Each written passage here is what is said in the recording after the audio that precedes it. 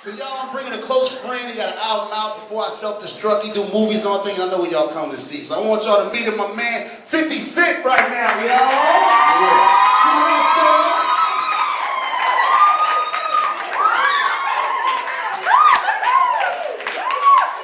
In the house, albums in stores, and he's going to Macy's over there with brand new favorites. Just kick it off with that. Yeah, well, actually, the album's available on iTunes now. It'll be in stores on the 16th. I'm excited, more than me. I'm doing my political speech right now. I'm just listening. She bounces at 60.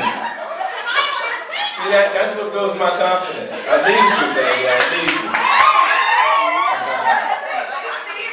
50. Still got it. Ain't lost it. It's better with time, huh? Get it in. Let them know about the power that's in stores now. Well, my fragrance power, I actually, I came up with the concept and idea after going to visit Cody.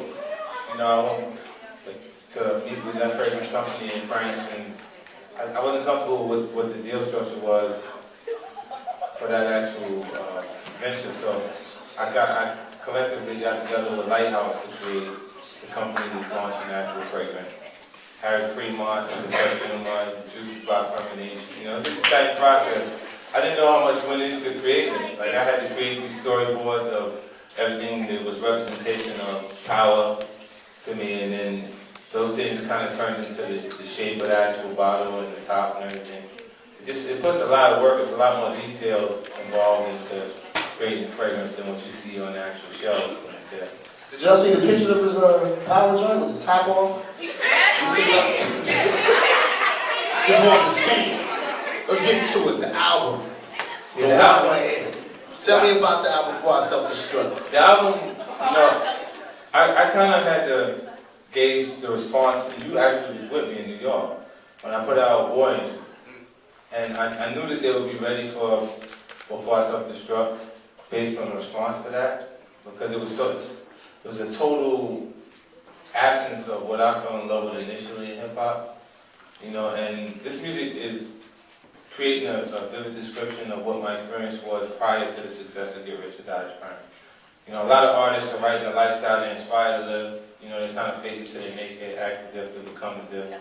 And at this point, I find it more significance in focusing on the struggle and how far I came than to write the lifestyle that I actually have right now. So I wrote it.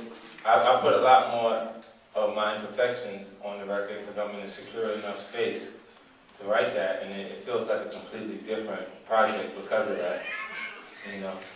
We had an argument the other day. Now, you just sold millions of records, but when you make your music, do you want to make records for those millions of people, or you want to stay straight to the core and just do what you like? You know, when you play the record, yo, I mean, we shoot this time. Yeah. But when I go into making the projects that were the most successful were the ones that I didn't intend to sell to millions and millions of people.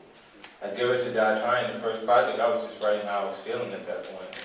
And this album, the response that I'm getting from it makes it feel like this is my second most successful project to look forward to. Because right now we can't gauge it on how many CDs are being sold. My album's out a month prior to the actual release date. So I'm really in the very beginning of the promo for this actual record, and the album's physically on sale already. And it didn't leak from a recording studio or from my house or somebody having material personally. It leaked from the actual international manufacturing plants.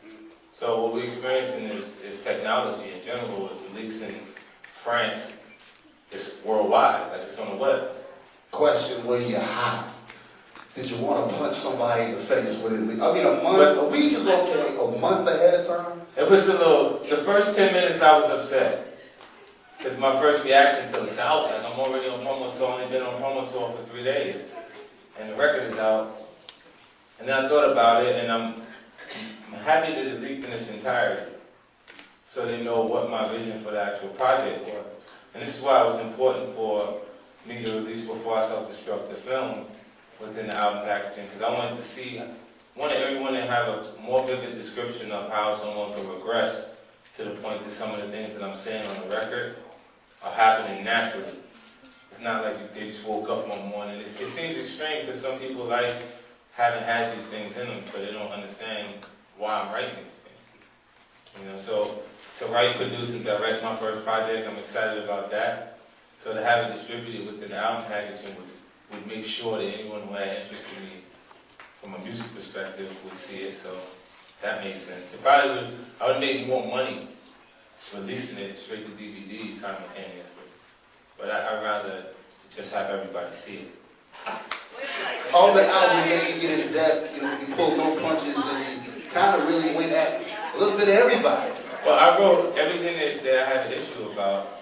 I kind of got it off my chest on the record. A lot of times they think I'm competing to build some type of a show prior to the actual release, so I left those things on the record until it leaked out. Like, I didn't launch So Disrespectful before the actual CD came out, but they heard how I felt about Buck and Game and some of the other people, and even Dre, like, not responding or saying anything when these things took place. It's just really reflecting his character, because Dre had to hit a record and approve it.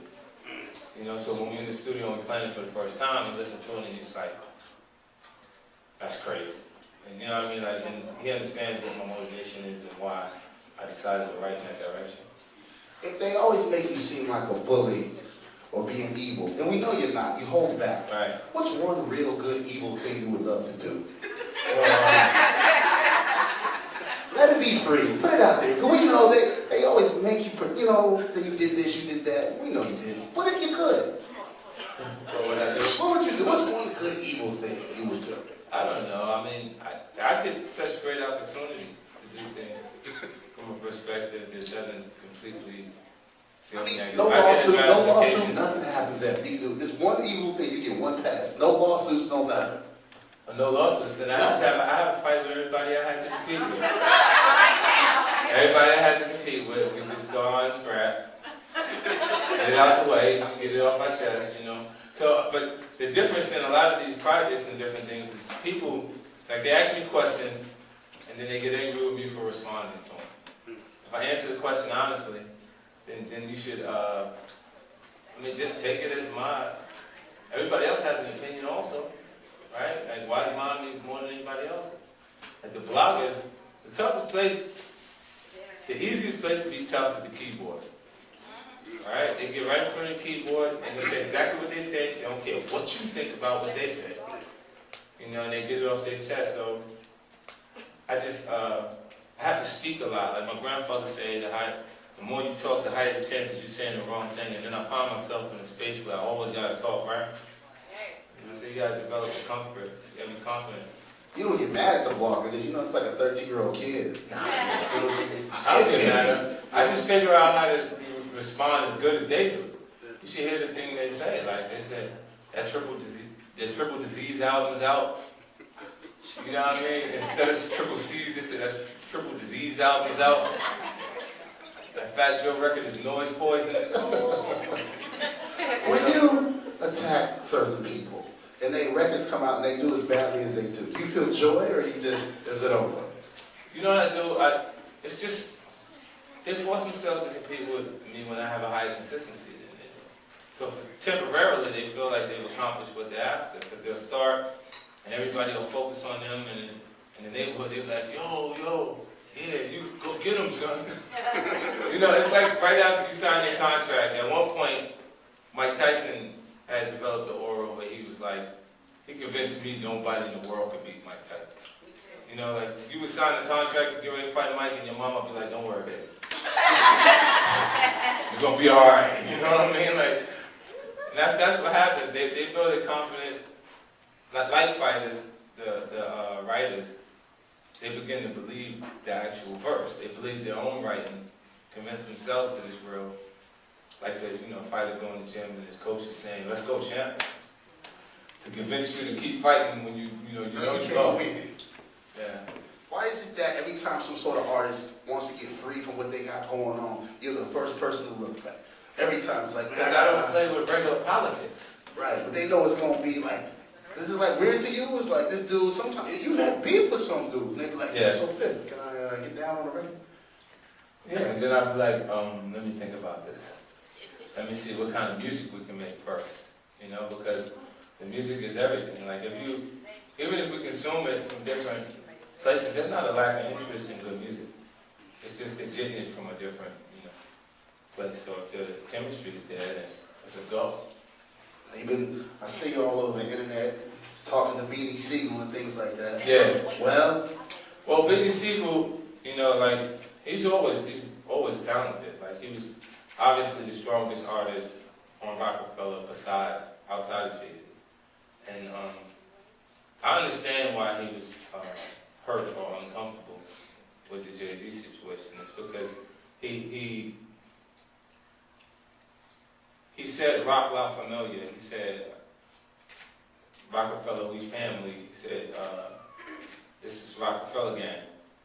And then he used the traditional business model, where it's not completely the wrong thing that he's actually doing, but the traditional business model is you generate interest to sell yourself, while I generate interest to do what I have to do.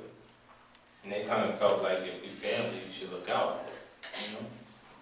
It's just, it's easy to make that mistake if you don't have that moral base, if you don't come from that. But Jay, I think he's made a transition.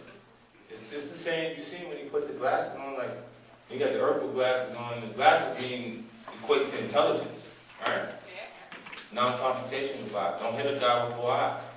I didn't make this stuff up. This is what that is. And then it makes you comfortable, or people comfortable enough with you to invite you to the engagement that your wife is going to. And then you get your pass. Like you come in and like, hey, I'm Mr. Knowles. Drugs? I never sold drugs. And then you get your Oprah seat. so first it was like Mace, now it's Beans, and they always try to lock them up in contracts. But do they not want to lose anything to you? They don't want. That's what it feels like. It feels like that it kind of bothers them. Like they feel like they're not in the same space. But I mean them. I mean like Puffy at one point with Mace, he had an issue with that, and Jay with Beans maybe. I don't know if he even cares. Like they don't even know what his couch looks like. Like so, it's not a personable situation. It has to be like completely business from his perspective.